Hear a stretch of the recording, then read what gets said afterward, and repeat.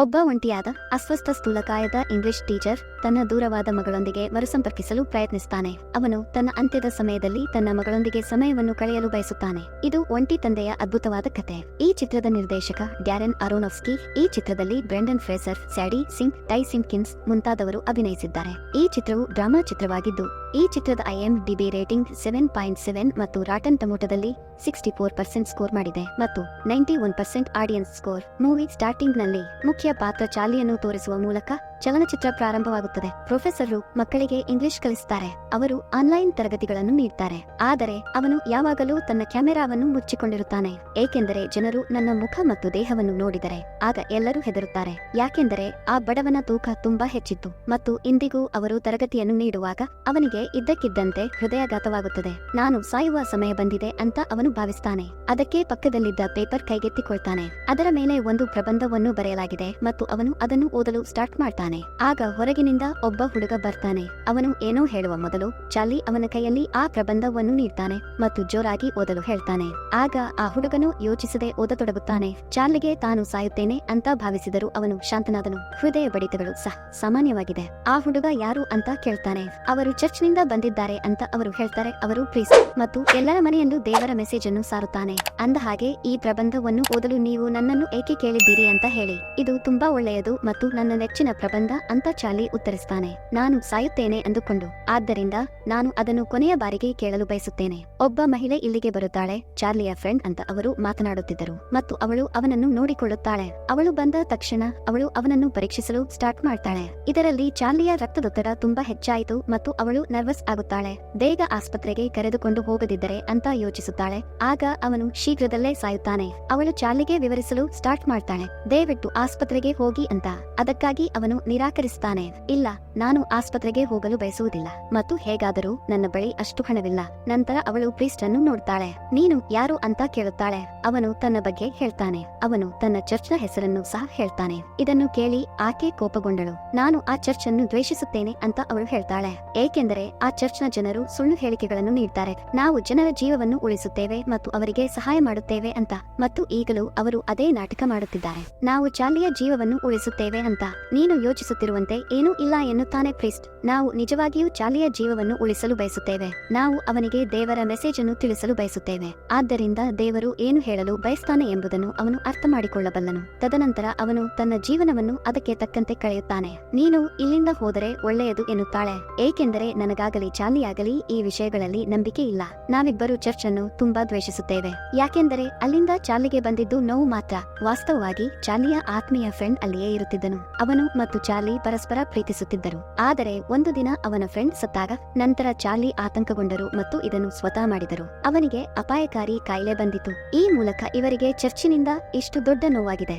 ಈಗ ಈ ವಿಷಯಗಳನ್ನು ಕೇಳಿದ ನಂತರ ಪ್ರೀಸ್ಟ್ ಅಲ್ಲಿಂದ ಹೋಗ್ತಾನೆ. ಚಾರ್ಲಿ ಹಸಿದಿದ್ದಾನೆ ಅಂತ ಅವಳು ತಿಳಿದುಕೊಳ್ಳುತ್ತಾಳೆ. ಆದ್ದರಿಂದ ಅವಳು ಅವನಿಗಾಗಿ ಒಂದು ಬಕೆಟ್ ತುಂಬಾ ಚಿಕನ್ ತರುತ್ತಾಳೆ. ಅದು ಅವನಿಗೆ ತುಂಬಾ ಇಷ್ಟವಾಯಿತು ಮತ್ತು ಅವನು ಅದನ್ನು ಸಂತೋಷದಿಂದ ತಿನ್ನಲು ಸ್ಟಾರ್ಟ್ ಮಾಡ್ತಾನೆ. ಈ ರೀತಿ ರಾತ್ರಿ ಆಗುತ್ತದೆ. ಮಧ್ಯರಾತ್ರಿಯಲ್ಲೂ ಚಾರ್ಲಿ ಆ ಪ್ರಬಂಧವನ್ನು ಓದುತ್ತಾನೆ. ತದನಂತರ ಅವನು ತನ್ನ ಬಟ್ಟೆಗಳನ್ನು ತೆಗೆದು ತನ್ನ ವಾಕರ್ ಅನ್ನು ತೆಗೆದುಕೊಂಡು ಕೋಣೆಯ ಕಡೆಗೆ ಹೋಗಲು ಸ್ಟಾರ್ಟ್ ಮಾಡ್ತಾನೆ.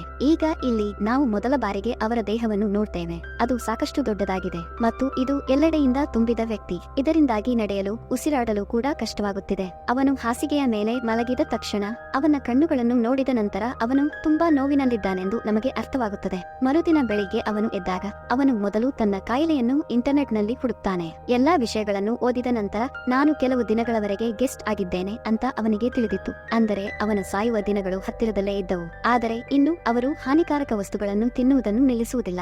ಅವನು ಚಾಕೊಲೇಟ್ ತಿನ್ನಲು ಸ್ಟಾರ್ಟ್ ಮಾಡ್ತಾನೆ. ಆದರೆ ಒಳ್ಳೆಯ ಕೆಲಸವನ್ನು ಬಿಡುವುದಿಲ್ಲ. ಕ್ಲೀನ್ ಆಗಿರಲು ಅವರು ಶೇವ್ ಮಾಡ್ತಾರೆ ಮತ್ತು ಅವನು ಪಕ್ಷಿಗಳಿಗೆ ಆಹಾರವನ್ನು ಇಡ್ತಾನೆ. ಇಷ್ಟೆಲ್ಲಾ ಮಾಡಿದ ನಂತರ ಅವನು ತನ್ನ ಜಾಗದಲ್ಲಿ ಕುಳಿತನು.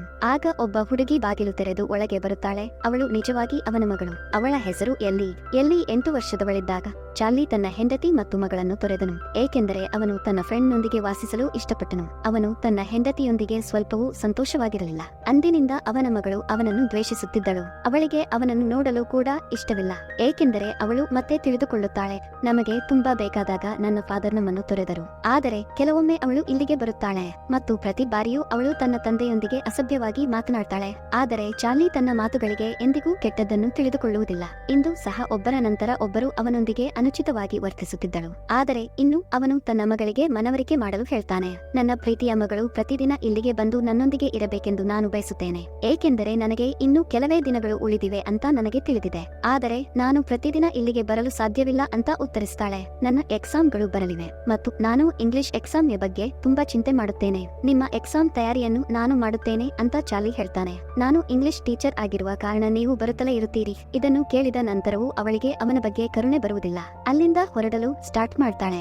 ಆಗ ಚಾರ್ಲಿ ಹೇಳ್ತಾನೆ, ನೀನು ದಿನವೂ ಬರುತ್ತಲೇ ಇದ್ದರೆ ಆಮೇಲೆ ನನ್ನ ಅಕೌಂಟಿನಲ್ಲಿರುವ ಹಣವನ್ನೆಲ್ಲಾ ಕೊಡುತ್ತೇನೆ. ಇದು ಸುಮಾರು $1,00,000ಗಿಂತ ತುಂಬಾ. ಇದನ್ನು ಕೇಳಿದ ಆಕೆ ಸುಮ್ಮನಾದಳು. ಅವಳು ಯೋಚಿಸಲು ಸ್ಟಾರ್ಟ್ ಮಾಡ್ತಾಳೆ, ಏಕೆಂದರೆ ಅದು ತುಂಬಾ ದೊಡ್ಡ ಮೊತ್ತವಾಗಿತ್ತು. ಸದ್ಯಕ್ಕೆ ಈಗ ಕೋಪ ಬಂದಿರುವುದರಿಂದ ಮಾತನಾಡುವುದಿಲ್ಲ. ಈಗ ಅವಳು ತನ್ನ ತಂದೆಗೆ ತುಂಬಾ ತೊಂದರೆ ಕೊಡಲು ಬಾಗಿಲಿಗೆ ಬರುತ್ತಾಳೆ ಮತ್ತು ನೀವು ಬಯಸಿದರೆ ನಾನು ಪ್ರತಿದಿನ ನಿಮ್ಮನ್ನು ಭೇಟಿಯಾಗಲು ಬರುತ್ತೇನೆ ಅಂತ ಹೇಳ್ತಾರೆ. ನಂತರ ವಾಕರ್ ಇಲ್ಲದೆ ನಡೆದು ನನ್ನ ಬಳಿಗೆ ಬನ್ನಿ. ಇದನ್ನು ಸಹ ಚಾರ್ಲಿ ತನ್ನ ಮಗಳಿಗಾಗಿ ಮಾಡಲು ಒಪ್ಪುತ್ತಾನೆ. ಇದು ಆಗುವುದಿಲ್ಲ ಅಂತ ಅವನಿಗೆ ತಿಳಿದಿದ್ದರು. ಅವನು ತನ್ನ ಎಲ್ಲಾ ಶಕ್ತಿಯಿಂದ ನಿಲ್ಲಲು ಪ್ರಯತ್ನಿಸ್ತಾನೆ, ಆದರೆ ಕೆಳಗೆ ಬೀಳುತ್ತಾರೆ. ಇದನ್ನು ನೋಡಿದ ಎಲ್ಲಿ ಇಲ್ಲಿಂದ ಹೋಗುತ್ತಾಳೆ. ಚಾರ್ಲಿಯ ಫ್ರೆಂಡ್ ಅವನ ಮನೆಗೆ ಬಂದಳು. ಅವನನ್ನು ಪರೀಕ್ಷಿಸಿದ ನಂತರ ಅವಳು ಸ್ವಚ್ಛಗೊಳಿಸುತ್ತಿದ್ದಳು. ಆದ್ದರಿಂದ ಅವಳು ಎಲ್ಲಿ ಬರೆದ ಪ್ರಬಂಧವನ್ನು ನೋಡ್ತಾಳೆ. ಚಾರ್ಲಿಯ ಮಗಳು ಇಲ್ಲಿಗೆ ಬಂದಿದ್ದಾಳೆಂದು ಅವಳು ಅರ್ಥ ಮಾಡಿಕೊಂಡಳು ಮತ್ತು ಚಾರ್ಲಿ ತನ್ನ ಅಧ್ಯಯನದಲ್ಲಿ ಸಹಾಯ ಮಾಡುತ್ತಿದ್ದಾನೆ. ನೀನು ಮರೆತಿದ್ದೀಯಾ ಅಂತ ಗದರಿಸ್ತಾಳೆ. ನೀವು ಡಿವೋರ್ಸ್ ಪಡೆದಾಗ ಏನಾಯಿತು? ನಿಮ್ಮ ಮಗಳನ್ನು ಭೇಟಿಯಾಗಲು ಸಾಧ್ಯವಿಲ್ಲ. ಅಂತಹ ಕಾನೂನು ಕ್ರಮವನ್ನು ನಿಮ್ಮ ವಿರುದ್ಧ ಮಾಡಬಹುದು. ನಾನು ಈ ವಿಷಯಗಳ ಬಗ್ಗೆ ತಲೆಕೆಡಿಸಿಕೊಳ್ಳುವುದಿಲ್ಲ ಅಂತ ಚಾರ್ಲಿ ಹೇಳ್ತಾರೆ. ನಾನು ಯಾವುದೇ ಕಾರಣದಲ್ಲಿ ನನ್ನ ಮಗಳನ್ನು ಭೇಟಿಯಾಗಲು ಬಯಸುತ್ತೇನೆ. ಇದನ್ನು ಕೇಳಿದ ಫ್ರೆಂಡ್ ಸುಮ್ಮನಾದಳು. ಸ್ವಲ್ಪ ಸಮಯದ ನಂತರ ಅವಳು ಚಾರ್ಲಿಗೆ ತಿನ್ನಲು ಬರ್ಗರ್ ನೀಡ್ತಾಳೆ. ಅದರಲ್ಲಿ ಒಂದು ತುಂಡು ಅವನ ಗಂಟಲಿಗೆ ಸಿಕ್ಕಿಕೊಂಡಿತು. ಅವನು ಉಸಿರುಗಟ್ಟಿದ ಅನುಭವವಾಗುತ್ತದೆ. ಇದನ್ನು ನೋಡಿದ ಫ್ರೆಂಡ್ ಬಂದು ಕುತ್ತಿಗೆಗೆ ಗುದ್ದುತ್ತಾಳೆ. ಒಂದು ತುಣುಕು ಹೊರಬಂದಾಗ ಅವನ ಜೀವವು ಉಳಿಸಲ್ಪಡುತ್ತದೆ. ಇದರಿಂದ ಆಕೆಗೆ ಚಾರ್ಲಿ ಮೇಲೆ ಕೋಪ ಬಂತು. ಕೋಪದಲ್ಲಿ ನೀವು ಸಾಯಲು ಬಯಸಿದರೆ ಅಂತ ಹೇಳ್ತಾಳೆ. ಸಂತೋಷದಿಂದ ಸಾಯಿರಿ, ಆದರೆ ನನ್ನ ಮುಂದೆ ಸಾಯಬೇಡಿ. ಆದರೆ ಸ್ವಲ್ಪ ಸಮಯದ ನಂತರ ತನ್ನ ತಪ್ಪಿನ ಅರಿವಾಗಿ ಚಾರ್ಲಿಯಲ್ಲಿ ಕ್ಷಮೆ ಕೇಳುತ್ತಾಳೆ ಮತ್ತು ಅವನಿಗೆ ಮತ್ತೆ ತಿನ್ನಲು ಬರ್ಗರ್ ನೀಡುತ್ತಾಳೆ. ಈಗ ಚಾರ್ಲಿಯ ಜೀವನ ಹೀಗೆಯೇ ಸಾಗುತ್ತಿತ್ತು. ಪ್ರತಿದಿನ ಆನ್ಲೈನ್ ತರಗತಿಗಳನ್ನು ನೀಡುತ್ತಿದ್ದರು. ಇದರಲ್ಲಿ ತುಂಬಾ ಪ್ರೀತಿಯಿಂದ ಕಲಿಸುತ್ತಿದ್ದರು. ಆದರೆ ಇಂದು ತರಗತಿ ಮುಗಿದ ನಂತರ ಅವನು ತನ್ನ ಹಳೆಯ ಚಿತ್ರವನ್ನು ನೋಡ್ತಾನೆ. ಅದರಲ್ಲಿ ಅವನು ಆಪ್ತ ಸ್ನೇಹಿತನಾಗಿದ್ದನು. ಚಾರ್ಲಿ ಅವನನ್ನು ಮಿಸ್ ಮಾಡಿಕೊಳ್ಳಲು ಸ್ಟಾರ್ಟ್ ಮಾಡಿದನು ಮತ್ತು ಅವನು ಉಳಿದುಕೊಂಡಿದ್ದ ಕೋಣೆಗೆ ಹೋಗ್ತಾನೆ. ಬಾಗಿಲು ಲಾಕ್ ಆಗಿತ್ತು. ಅವನು ಬಾಗಿಲು ತೆರೆದ ತಕ್ಷಣ ಕೀ ಕೆಳಗೆ ಬೀಳುತ್ತದೆ. ಇದರಿಂದಾಗಿ ಅವರು ಅದನ್ನು ತೆಗೆದುಕೊಳ್ಳಲು ಸಾಧ್ಯವಾಗುವುದಿಲ್ಲ. ಅವನು ಸಾಕಷ್ಟು ಪ್ರಯತ್ನಿಸಿದರೂ ಕೀಲಿಯನ್ನು ತೆಗೆದುಕೊಳ್ಳಲು ಸಾಧ್ಯವಿಲ್ಲ. ಆದ್ದರಿಂದ ಅವನು ಗಿವ್ ಅಪ್ ಮಾಡ್ತಾನೆ ಮತ್ತು ಹಿಂತಿರುಗುತ್ತಾನೆ. ಈಗ ಭರವಸೆಯ ಪ್ರಕಾರ ಇಂದಿಗೂ ಎಲ್ಲಿ ಅವರನ್ನು ಭೇಟಿಯಾಗಲು ಬರುತ್ತಾಳೆ. ನಂತರ ಚಾರ್ಲಿ ಯಾವುದೇ ಕಾರಣವಿಲ್ಲದೆ ಅವಳೊಂದಿಗೆ ಮಾತನಾಡ್ತಾನೆ. ಅವನು ತುಂಬಾ ಸಂತೋಷದಿಂದ ಕಾಣುತ್ತಿದ್ದನು. ಒಂದು ಪ್ರಬಂಧದಲ್ಲಿ ನೀನು ಮಾಡಿದ ತಪ್ಪುಗಳೇನು ಅಂತ ಅವಳಿಗೆ ಹೇಳುತ್ತಿದ್ದ. ಆ ಸಮಯದಲ್ಲಿ ಅವನು ಕೂಡ ಕೇಳ್ತಾನೆ, ನಿಮ್ಮ ತಾಯಿಯ ಬಗ್ಗೆ ಹೇಳಿ, ಅವರು ಚೆನ್ನಾಗಿದ್ದಾರಾ? ಇದನ್ನು ಕೇಳಿ ಎಲ್ಲಿಗೆ ಕೋಪ ಬಂತು. ನೀವು ಇದನ್ನು ಏಕೆ ಕೇಳುತ್ತೀರಿ ಅಂತ ಅವಳು ಕೇಳುತ್ತಾಳೆ. ನೀವು ಎಂದಾದರೂ ಅದನ್ನು ತಿಳಿದುಕೊಂಡಿದ್ದೀರಾ? ನೀವು ನಮ್ಮನ್ನು ಒಂಟಿಯಾಗಿ ಬಿಟ್ಟಿದ್ದೀರಿ ಮತ್ತು ನಮ್ಮತ್ತ ಹಿಂತಿರುಗಿ ನೋಡಲಿಲ್ಲ. ನೀವು ಸ್ವಾರ್ಥಿ ವ್ಯಕ್ತಿ. ನಿನ್ನ ಫ್ರೆಂಡ್ಗಾಗಿ ನೀನು ನಮ್ಮೊಡನೆ ಹೀಗೆ ವರ್ತಿಸಿದ್ದೀಯಾ? ಈಗ ನಿಮಗೆ ಏನು ಅನಿಸುತ್ತದೆ ಅಂತ ನಾನು ತಲೆ ಕೆಡಿಸಿಕೊಳ್ಳುವುದಿಲ್ಲ. ನಿಮ್ಮ ತಪ್ಪಿನ ಅರಿವಾಗುತ್ತದೆ, ಏಕೆಂದರೆ ನಿಮ್ಮ ಫ್ರೆಂಡ್ನ ಕಾರಣದಿಂದಾಗಿ ನಿಮ್ಮ ಈ ಸ್ಥಿತಿ ಸಂಭವಿಸಿದೆ, ನಮ್ಮಿಂದಲ್ಲ. ಹಾಗಾಗಿ ನಾನು ನಿಮಗೆ ಕರುಣೆ ತೋರುವುದಿಲ್ಲ. ಇಷ್ಟು ಕೇಳಿದ ನಂತರವೂ ಚಾರ್ಲಿ ಅವಳ ಮಾತನ್ನು ಇಗ್ನೋರ್ ಮಾಡ್ತಾನೆ ಮತ್ತು ನೀವು ನನಗೆ ಪ್ರಬಂಧವನ್ನು ಬರೆಯುತ್ತೀರಿ ಅಂತ ಹೇಳ್ತಾರೆ. ತುಂಬಾ ಉದ್ದವಾಗಿಲ್ಲ, ಆದರೆ ಕೆಲವು ಸಾಲುಗಳು. ಅಲ್ಲಿಯವರೆಗೆ ನಾನು ಒಳಗೆ ಹೋಗುತ್ತಿದ್ದೇನೆ. ಹೀಗೆ ಹೇಳಿದ ತಕ್ಷಣ ವಾಶ್ರೂಮಿಗೆ ಹೋಗ್ತಾನೆ ಮತ್ತು ಇಂದು ತನ್ನ ಕಣ್ಣೀರನ್ನು ನಿಯಂತ್ರಿಸಲು ಸಾಧ್ಯವಾಗದೆ ಅಳಲು ಸ್ಟಾರ್ಟ್ ಮಾಡಿದನು. ಎಲ್ರಿಗೂ ಈ ವಿಷಯ ಅನಿಸಿತು, ಆದರೆ ಅವಳು ಈ ಬಗ್ಗೆ ತಲೆಕೆಡಿಸಿಕೊಳ್ಳುವುದಿಲ್ಲ. ಆಗ ಬಾಗಿಲು ತಟ್ಟಿದಾಗ ಪ್ರೀಸ್ಟ್ ಬಂದರು ಮತ್ತು ಅವನು ಚರ್ಚ್ನಿಂದ ಬಂದಿದ್ದಾನೆಂದು ಎಲ್ಲಿಗೆ ತಿಳಿದಾಗ ಆಗ ನಾನು ಮತ್ತೆ ನಾಳೆ ಬರುತ್ತೇನೆ ಅಂತ ಹೇಳ್ತಾರೆ. ನೀವು ಬನ್ನಿ, ನಾನು ನಿನ್ನ ಜೊತೆ ಮಾತನಾಡಬೇಕು. ಹೀಗೆ ಹೇಳಿ ಅಲ್ಲಿಂದ ಹೊರಟಳು. ಈಗ ಪ್ರೀಸ್ಟ್ ಚಾರ್ಲಿಗೆ ನಾನು ನಿನಗೆ ಸಹಾಯ ಮಾಡಲು ಬಯಸುತ್ತೇನೆ ಅಂತ ಹೇಳ್ತಾನೆ. ಅವನು ಅವಳಿಗೆ ಒಳ್ಳೆಯದು ಮತ್ತು ಕೆಟ್ಟದ್ದನ್ನು ಹೇಳಲು ಸ್ಟಾರ್ಟ್ ಮಾಡ್ತಾನೆ. ಅದಕ್ಕೆ ಚಾರ್ಲಿಯ ಉತ್ತರ ಹೀಗಿತ್ತು, ನಿಮ್ಮ ಈ ವಿಷಯಗಳಲ್ಲಿ ನನಗೆ ಆಸಕ್ತಿ ಇಲ್ಲ ಅಂತ. ನೀವು ನಿಜವಾಗಿಯೂ ನನಗೆ ಸಹಾಯ ಮಾಡಲು ಬಯಸಿದರೆ ನಂತರ ನನ್ನೊಂದಿಗೆ ಬನ್ನಿ ಮತ್ತು ಅವನು ಅದೇ ಕೋಣೆಗೆ ಬರ್ತಾನೆ. ನಂತರ ಬಿದ್ದ ಕೀಲಿಗಳನ್ನು ಎತ್ತಿಕೊಂಡು ಕೋಣೆಯನ್ನು ತೆರೆಯುತ್ತದೆ. ಅದೇ ಸಮಯಕ್ಕೆ ಚಾರ್ಲಿಯ ಫ್ರೆಂಡ್ ನು ಬಂದ. ಪ್ರೀಸ್ಟ್ ಅನ್ನು ನೋಡಿ ಹೇಳ್ತಾರೆ, ಈ ಹುಡುಗ ಮತ್ತೆ ಇಲ್ಲಿ ಏನು ಮಾಡುತ್ತಿದ್ದಾನೆ? ಅವನ ಮೇಲೆ ಕೋಪ ಮಾಡಿಕೊಳ್ಳುವ ಅಗತ್ಯವಿಲ್ಲ ಅಂತ ಚಾರ್ಲಿ ಉತ್ತರಿಸ್ತಾನೆ. ನಾನು ಅವನನ್ನು ಕರೆದಿದ್ದೇನೆ. ಅವಳು ಹೇಳ್ತಾರೆ, ಸರಿ, ಅವನನ್ನು ಬಿಟ್ಟು ಬಿಡಿ. ನಾನು ನಿಮಗಾಗಿ ಏನು ತಂದಿ ತಂದಿದ್ದೇನೆ, ನಿಮ್ಮ ಗಿಫ್ಟ್ ಅನ್ನು ನೋಡಿ. ಹೀಗೆ ಹೇಳುತ್ತಾ ಗಾಲಿ ಕುರ್ಚಿಯನ್ನು ಹೊರತೆಗೆದಳು. ಅದರ ಮೇಲೆ ಕೂತು ಬಹಳ ಸಂತೋಷವಾಯಿತು, ಏಕೆಂದರೆ ಅವರು ಅಲ್ಲಿ ಇಲ್ಲಿ ಸುಲಭವಾಗಿ ಚಲಿಸಲು ಸಾಧ್ಯವಾಯಿತು. ಆದರೆ ಸ್ವಲ್ಪ ಹೊತ್ತು ಹೊರಗೆ ಬಾ ಅಂತ ಪ್ರೀಸ್ಟ್ಗೆ ಹೇಳ್ತಾರೆ. ನಾನು ನಿನ್ನ ಜೊತೆ ಮಾತನಾಡಬೇಕು. ಅವಳು ಅವನನ್ನು ಹೊರಗೆ ಕರೆತಂದು ಹೇಳ್ತಾರೆ, ಮತ್ತೆ ಇಲ್ಲಿಗೆ ಬರಬೇಡ, ಸರಿ? ನಾನು ಇದನ್ನು ಮಾಡಲು ಸಾಧ್ಯವಿಲ್ಲ ಅಂತ ಪ್ರೀಸ್ಟ್ ನಿರಾಕರಿಸ್ತಾನೆ. ನಾನು ಚಾರ್ಲಿಗೆ ಸಹಾಯ ಮಾಡಬೇಕಾಗಿರುವುದರಿಂದ ನಾನು ಬರಬೇಕಾಗಿದೆ, ಈ ನೋವಿನ ಜೀವನವನ್ನು ತೊಡೆದು ಹಾಕುವ ಮೂಲಕ. ಇದು ನಿಮಗೆ ತುಂಬಾ ಚಿಕ್ಕದಾಗಿದೆ ಅಂತ ಅವನ ಫ್ರೆಂಡ್ ಹೇಳ್ತಾಳೆ. ಆದರೆ ಚಾರ್ಲಿ ಮತ್ತು ನಾನು ಬಹಳಷ್ಟು ಸಹಿಸಿಕೊಂಡೆವು. ಇದರ ಹಿಂದೆ ಚರ್ಚ್ ಜವಾಬ್ದಾರಿಯಾಗಿದೆ. ವಾಸ್ತವವಾಗಿ ಚಾರ್ಲಿಯ ಫ್ರೆಂಡ್ ನನ್ನ ಸಹೋದರ, ಆದರೆ ಅವನ ಆಳವಾದ ಸ್ನೇಹವನ್ನು ನೋಡಿದ ನಂತರ ನನ್ನ ಫಾದರ್ ವಿರೋಧಿಸಲು ಸ್ಟಾರ್ಟ್ ಮಾಡಿದರು. ಇಬ್ಬರು ಹುಡುಗರ ನಡುವೆ ಅಂತಹ ಸ್ನೇಹ ಧರ್ಮದಲ್ಲಿ ಒಳ್ಳೆಯದನ್ನು ಪರಿಗಣಿಸುವುದಿಲ್ಲ. ಆದುದರಿಂದಲೇ ಅಣ್ಣನನ್ನು ಮನೆಯಿಂದ ಹೊರಗೆ ಕಳಿಸಿ ಚರ್ಚ್ಗೆ ಕಳುಹಿಸಿದರು. ಅವರನ್ನು ಸಾಕಷ್ಟು ಒತ್ತಡದಲ್ಲಿ ಇರಿಸಲಾಗಿತ್ತು. ಇದರಿಂದ ಬೇಸತ್ತು ಅಣ್ಣ ಪ್ರಾಣ ತೆತ್ತಿದ್ದಾನೆ. ಅವನ ಸಾವಿನಿಂದಾಗಿ ಚಾರ್ಲಿ ತುಂಬಾ ಟೆನ್ಷನ್ ತೆಗೆದುಕೊಂಡ. ಅವರ ಆರೋಗ್ಯ ಹದಗೆಟ್ಟಿದೆ ಅಂತ, ಮತ್ತು ಇಂದು ಅವರು ಅಂತಹ ಸ್ಥಿತಿಯಲ್ಲಿದ್ದಾರೆ. ಅವನು ತುಂಬಾ ಅನಾರೋಗ್ಯದಿಂದ ಬಳಲುತ್ತಿದ್ದಾನೆ ಮತ್ತು ಅಂದಿನಿಂದ ನಾವೆಲ್ಲರೂ ದುಃಖದಿಂದ ಬಳಲುತ್ತಿದ್ದೇವೆ. ನಾವು ಎಲ್ಲವನ್ನೂ ದ್ವೇಷಿಸಲು ಇದೇ ಕಾರಣ. ನೀವು, ನಿಮ್ಮ ಧರ್ಮ ಮತ್ತು ನಿಮ್ಮ ಚರ್ಚ್. ನಾವು ಯಾರನ್ನೂ ಇಷ್ಟಪಡುವುದಿಲ್ಲ. ಅವಳು ಏನಾದರೂ ಹೇಳುವ ಮೊದಲು ಚಾರ್ಲಿ ಕೂಡ ಇಲ್ಲಿಗೆ ಬರ್ತಾನೆ. ಅವನು ಪ್ರೀಸ್ಟ್ಗೆ ಎದ್ದು ಇಲ್ಲಿಂದ ಹೋಗು ಅಂತ ಹೇಳ್ತಾನೆ. ಅವನು ಅವನ ಮಾತನ್ನು ಕೇಳ್ತಾನೆ ಮತ್ತು ಹೊರಡ್ತಾನೆ. ಸ್ವಲ್ಪ ಸಮಯದ ನಂತರ ಅವನ ಫ್ರೆಂಡ್ ಕೂಡ. ಅವರು ಹೋದ ತಕ್ಷಣ ಚಾರ್ಲಿ ಆ ಕೋಣೆಗೆ ಹೋಗಲು ಪ್ರಯತ್ನಿಸ್ತಾನೆ. ರಸ್ತೆ ಚಿಕ್ಕದಾಗಿದ್ದರೂ ಅವನು ಹೇಗಾದರೂ ಹೋಗ್ತಾನೆ. ಅವನ ಹಳೆಯ ವಸ್ತುಗಳನ್ನು ನೋಡಿದ ನಂತರ ಅವನು ತನ್ನ ಫ್ರೆಂಡ್ ನನ್ನು ಮಿಸ್ ಮಾಡಿಕೊಳ್ಳಲು ಸ್ಟಾರ್ಟ್ ಮಾಡಿದನು. ಅವನು ತುಂಬಾ ಭಾವುಕನಾಗುತ್ತಾನೆ. ಎಲ್ಲಿ ಈ ರೀತಿ ಬರೆದಿದ್ದ ಪ್ರತಿಯನ್ನು ಚಾರ್ಲಿ ಇಲ್ಲಿ ಪಡೆಯುತ್ತಾನೆ. ಆದರೆ ಅವಳು 3 ಸಾಲುಗಳನ್ನು ಮಾತ್ರ ಬರೆದಿದ್ದಳು. ಅದನ್ನು ಓದಿದ ಚಾರ್ಲಿಗೆ ತುಂಬಾ ಸಂತೋಷವಾಗುತ್ತದೆ, ಏಕೆಂದರೆ ಅವನು ತನ್ನ ಮಗಳಲ್ಲಿ ತನ್ನ ಅಪಿಯರೆನ್ಸ್ ನೋಡ್ತಾನೆ. ಅವನು ಈ ಬಗ್ಗೆ ತುಂಬಾ ಯೋಚಿಸ್ತಾನೆ. ಅವನು ನಗಲು ಸ್ಟಾರ್ಟ್ ಮಾಡ್ತಾನೆ. ನಗುತ್ತಲೇ ಮತ್ತೆ ಹೃದಯದಾತವಾಗುತ್ತದೆ. ಆದರೆ ನಿಧಾನವಾಗಿ ಅವನು ತನ್ನನ್ನು ತಾನೇ ನೋಡಿಕೊಳ್ತಾನೆ. ಮರುದಿನ ಬೆಳಿಗ್ಗೆ ಎಲ್ಲಿ ಮತ್ತೆ ಬರುತ್ತಾಳೆ. ಇಂದು ನನ್ನ ಹೃದಯದ ಬಯಕೆಯ ಬಗ್ಗೆ ನಾನು ನನ್ನ ಮಗಳೊಂದಿಗೆ ಮಾತನಾಡಲು ಬಯಸುತ್ತೇನೆ ಅಂತ ಚಾರ್ಲಿ ಅವಳಿಗೆ ಹೇಳ್ತಾನೆ. ಎಲ್ಲಿ ಕೋಪದಿಂದ ಹೇಳ್ತಾರೆ, ನಾನು ನಿನ್ನೊಂದಿಗೆ ಮಾತನಾಡಲು ಬಯಸುವುದಿಲ್ಲ. ನಾನು ಚಿಕ್ಕವಳಿದ್ದಾಗ ನೀವು ನಮ್ಮ ಬಗ್ಗೆ ಸ್ವಲ್ಪವೂ ಕಾಳಜಿ ವಹಿಸಲಿಲ್ಲ. ನೀವು ಮಾತನಾಡುವುದು, ಭೇಟಿಯಾಗುವುದು ಮತ್ತು ಎಲ್ಲವನ್ನೂ ನಿಲ್ಲಿಸಿದ್ದೀರಿ. ನಾನು ಕಾರಣವನ್ನು ತಿಳಿಯಬಹುದೇ? ಚಾರ್ಲಿ ತನ್ನ ಫ್ರೆಂಡ್ನಿಗೆ ತುಂಬಾ ಹತ್ತಿರವಾಗಿರುವುದರಿಂದ ಉತ್ತರಿಸ್ತಾನೆ. ಎಲ್ಲರೂ ನನ್ನನ್ನು ದ್ವೇಷಿಸಲು ಸ್ಟಾರ್ಟ್ ಮಾಡಿದರು. ನಾನು ನಿನ್ನನ್ನು ಭೇಟಿಯಾಗದಿರಲು ಇದೇ ಕಾರಣವಾಗಿತ್ತು, ಏಕೆಂದರೆ ಈ ವಿಷಯ ನಿಮ್ಮ ಮೇಲೂ ಕೆಟ್ಟ ಪರಿಣಾಮ ಬೀರಬಹುದಿತ್ತು. ಇದೆಲ್ಲ ಬಿಡಿ, ನಾನು ಸ್ಯಾಂಡ್ವಿಚ್ ಮಾಡುತ್ತಿದ್ದೇನೆ ಎನ್ನುತ್ತಾಳೆ. ಎಲ್ಲಿ ಹೇಳು, ನೀನು ತಿನ್ನುವೆಯಾ? ಚಾರ್ಲಿ ಸಂತೋಷದಿಂದ ಒಪ್ಪುತ್ತಾನೆ. ನನ್ನ ಮಗಳು ನನಗಾಗಿ ಸ್ಯಾಂಡ್ವಿಚ್ ಮಾಡುತ್ತಿದ್ದಾಳೆ ಅಂತ. ಆದರೆ ಸ್ಯಾಂಡ್ವಿಚ್ ತಿಂದ ಕೂಡಲೇ ನಿದ್ದೆಗೆ ಜಾರುತ್ತಾನೆ ಮತ್ತು ಎಲ್ಲಿ ಸೀಕ್ರೆಟ್ ರೂಮ್ಗೆ ಹೋದ ತಕ್ಷಣ ಪ್ರೀಸ್ಟ್ ಬಂದಿದ್ದರಿಂದ ಬಾಗಿಲು ತಟ್ಟಿದ್ದಾನೆ. ಎಲ್ಲಿ ಎಳೆದುಕೊಳ್ತಾಳೆ. ಆದರೆ ಚಾರ್ಲಿಯ ಸ್ಥಿತಿಯನ್ನು ನೋಡಿದ ನಂತರ ಪ್ರೀಸ್ಟ್ ಹೆದರಿದ. ಇಷ್ಟು ಗದ್ದಲದ ನಂತರವೂ ಏಳಲಿಲ್ಲ. ಆಗ ಎಲ್ಲಿ ಅವನ ಸ್ಯಾಂಡ್ವಿಚ್ ನಲ್ಲಿ ನಾನು ತುಂಬಾ ಟ್ಯಾಬ್ಲೆಟ್ ಗಳನ್ನು ಹಾಕಿದ್ದೇನೆ ಅಂತ ಹೇಳ್ತಾಳೆ. ಪ್ರೀಸ್ಟ್ ಹೆದರುತ್ತಾನೆ. ಅವಳು ತುಂಬಾ ಸ್ಟ್ರೇಂಜ್ ಹುಡುಗಿ ಅಂತ ಮತ್ತು ನಾನು ಹೊರಡುತ್ತಿದ್ದೇನೆ ಅಂತ ಹೇಳ್ತಾನೆ. ಎಲ್ಲಿ ಇಲ್ಲ, ಇಲ್ಲಿ ಕುಳಿತುಕೊಳ್ಳಿ ಅಂತ ಹೇಳ್ತಾರೆ. ನೀವು ಎಲ್ಲಿಯೂ ಹೋಗುವಂತಿಲ್ಲ. ಮತ್ತು ಅವಳ ಮಾತುಗಳಲ್ಲಿ ಸಿಕ್ಕಿ ಹಾಕಿಕೊಳ್ಳುವ ಮೂಲಕ ಅವಳು ಅವನನ್ನು ಸ್ಮೋಕಿಂಗ್ ಮಾಡಲು ಇನ್ಸಿಸ್ಟ್ ಮಾಡುತ್ತಾಳೆ. ಮತ್ತು ಪ್ರೀಸ್ಟ್ ಸ್ಮೋಕಿಂಗ್ ಅನ್ನು ಸ್ಟಾರ್ಟ್ ಮಾಡಿದ ತಕ್ಷಣ ಅವಳು ಅವನ ವಿಡಿಯೋವನ್ನು ಮಾಡ್ತಾಳೆ ಮತ್ತು ಈಗ ನಾನು ಹೇಳುವುದನ್ನು ನೀವು ಮಾಡುತ್ತೀರಿ ಅಂತ ಹೇಳ್ತಾರೆ. ಇಲ್ಲದಿದ್ದರೆ ನಾನು ನಿಮಗೆ ಏನು ಮಾಡಬಹುದು ಅಂತ ನಿಮಗೆ ತಿಳಿದಿದೆ. ನೀವು ಚರ್ಚ್ ನಿಂದ ಬಂದವರಲ್ಲ ಅಂತ ನನಗೆ ತಿಳಿದಿದೆ. ಹಾಗಾದರೆ ಸತ್ಯವನ್ನು ಹೇಳಲು ಸ್ಟಾರ್ಟ್ ಮಾಡಿ. ನೀವು ಯಾರು? ಇದನ್ನು ಕೇಳಿ ಪ್ರೀಸ್ಟ್ನಿಗೆ ಭಯವಾಯಿತು ಮತ್ತು ಸೀಕ್ರೆಟ್ ರೂಮ್ಗೆ ಓಡಿ ತನ್ನನ್ನು ತಾನೇ ಬೀಗ ಹಾಕಿಕೊಳ್ತಾನೆ. ಎಲ್ಲಿ ಕೋಣೆಯ ಬಾಗಿಲಲ್ಲಿ ಕುಳಿತಳು ಮತ್ತು ಬನ್ನಿ ನಿಮ್ಮ ಕಥೆಯನ್ನು ಹೇಳಲು ಸ್ಟಾರ್ಟ್ ಮಾಡಿ ಅಂತ ಹೇಳ್ತಾರೆ. ಆದ್ದರಿಂದ ಈಗ ಪ್ರೀಸ್ಟ್ ಹೇಳಲು ಸ್ಟಾರ್ಟ್ ಮಾಡ್ತಾನೆ. ನಾನು ಚರ್ಚ್ನಲ್ಲಿ ಕೆಲಸ ಮಾಡಲು ಇಲ್ಲಿಗೆ ಬಂದಿದ್ದೇನೆ ಅಂತ. ನಾನು ಇಂಥವರಿಗೆ ಸಹಾಯ ಮಾಡುತ್ತಿದ್ದೆ. ಆದರೆ ಒಂದು ದಿನ ನಾನು ಜನರಿಗೆ ಸಹಾಯ ಮಾಡಲು ಸಾಧ್ಯವಿಲ್ಲ ಅಂತ ತಿಳಿದುಕೊಂಡೆ. ಆದ್ದರಿಂದ ನಾನು ಚರ್ಚ್ ಜನರಿಗೆ ಅವರ ಮಾರ್ಗವನ್ನು ಬದಲಾಯಿಸಲು ಹೇಳಿದೆ. ಆದರೆ ಅವರು ನನ್ನ ಮಾತನ್ನು ಕೇಳದಿದ್ದಾಗ ಅಲ್ಲಿದ್ದ ಹಣವನ್ನೆಲ್ಲ ಕದ್ದು ಓಡಿ ಹೋಗಿದ್ದಾರೆ. ಅದರ ನಂತರ ಈಗ ನಾನು ಪ್ರತ್ಯೇಕವಾಗಿ ವಾಸಿಸುತ್ತಿದ್ದೇನೆ. ಆದರೂ ನಾನು ಜನರಿಗೆ ಸಹಾಯ ಮಾಡುತ್ತಿದ್ದೇನೆ. ಅವನು ಈ ಎಲ್ಲಾ ವಿಷಯಗಳನ್ನು ಹೇಳುತ್ತಿದ್ದನು. ಆದರೆ ಅವನಿಗೆ ತಿಳಿದಿರಲಿಲ್ಲ.